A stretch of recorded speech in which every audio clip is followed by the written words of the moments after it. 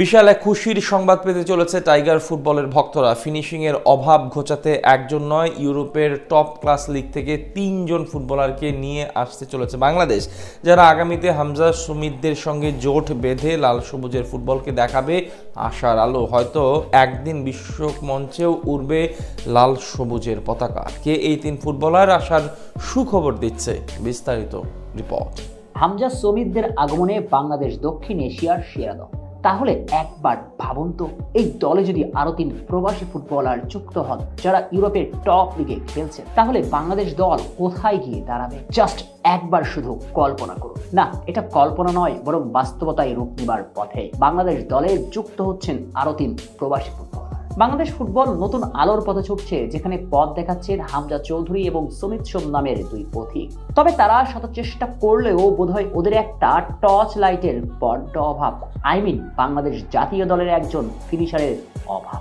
Asian কাপে খেলার শেষ ২ ম্যাচে ৪ গোল করেছে বাংলাদেশ, কিন্তু একটু খেয়াল করলেই দেখবেন সেখানে ফরওয়ার্ডদের পা থেকে এসেছে মোটেই ১টি। তাও যেটা করেছেন রাকিব হোসেন, কিন্তু রাকিব প্রথাগত সেন্ট্রাল ফরওয়ার্ড নন, যার মানে দাঁড়ায় বাংলাদেশের কোনো সেন্ট্রাল ফরওয়ার্ড সে অর্থে নেই বললেই চলে, যা একটা বড় আক্ষেপ এবং দুঃখ।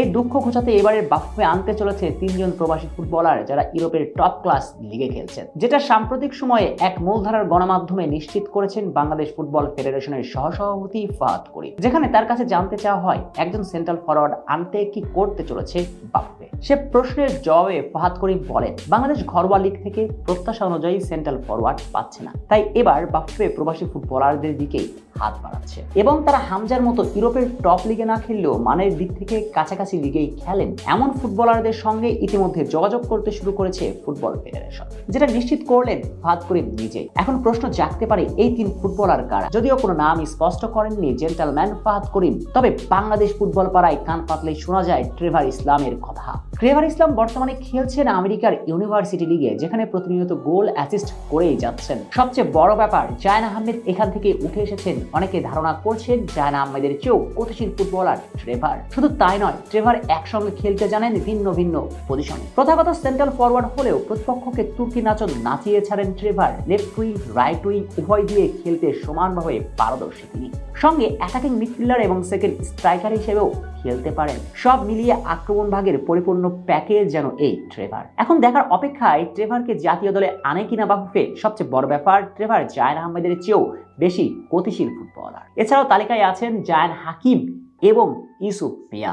সত্যিকার অর্থে এই ৩ ফুটবলারকে যুক্ত করতে পারলে বাংলাদেশ ফুটবলের আগামীর পথ মসৃণ হয়ে উঠবে, এগিয়ে যাবে লাল সবুজ। এবার না হলে আগামীবার এশিয়ান কাপে সরাসরি কোয়ালিফাই করার সুযোগ থাকবে বাংলাদেশের সামনে। শেখ শ্রাবণ অনিক, সিটি নিউজ।